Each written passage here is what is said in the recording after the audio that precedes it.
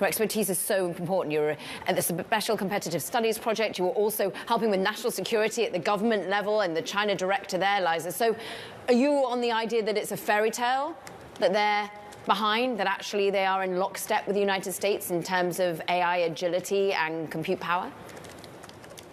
Well, good morning, Caroline. It's great to be on with you. Yeah, so a couple of things can be true at the same time. China is absolutely going gangbusters in AI innovation at several layers of the stack. They're doing amazing things in open source models and applications, and of course at the energy level.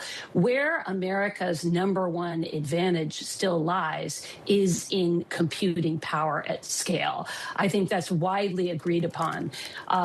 Jensen Huang, in his interview at Davos on Fox, was acknowledging this when he was talking about the demand constraints that he's facing and how this growing demand for a limited supply of these AI chips is actually growing right now.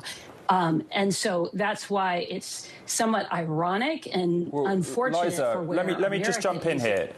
Sure. Liza, let me just jump in. Jensen Huang may have said that in that interview, but Jensen Huang's got a vested interest to drive the sales of what is the world's most valuable company in a market he said is a potential $50 billion market, right? What he doesn't address is the concern of those that basically don't think the balance is right. Exporting some deprecated technology still being a national security risk, in part because it allows China to catch up, which is the debate of Davos we're having. Have they got that balance right, to your mind?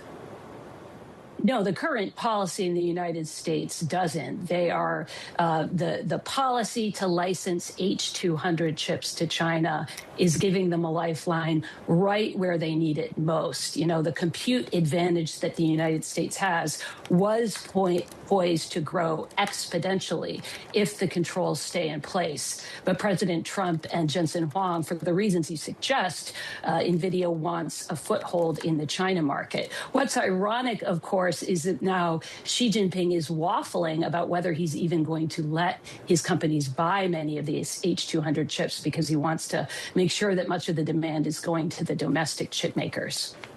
What's interesting is many would say we need all of technology across the world built on underlying US chips, and that's the argument to keep them going into China. Liza, do you have much credence to that? Or are you more looking at Representative Brian Mast, who's saying basically that Jensen Huang you and your paid minions, he says, are fighting to sell millions of advanced AI chips to Chinese military companies like Alibaba and Tencent?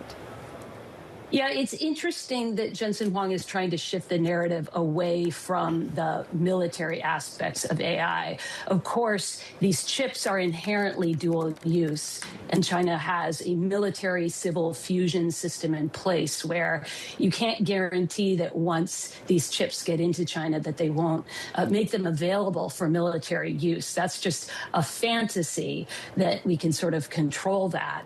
And so, but you see that narrative of these things potentially being used for military or intelligence uses is inconvenient.